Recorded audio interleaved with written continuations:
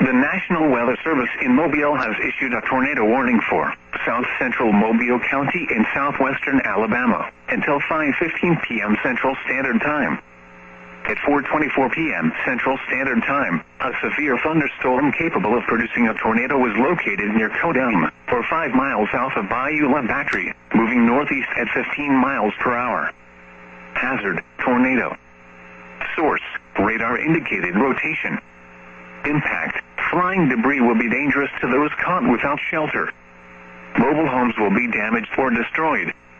Damage to roofs, windows, and vehicles will occur. Tree damage is likely.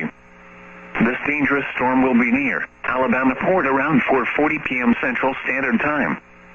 Take cover now. Move to a basement or an interior room on the lowest floor of a sturdy building. Avoid windows.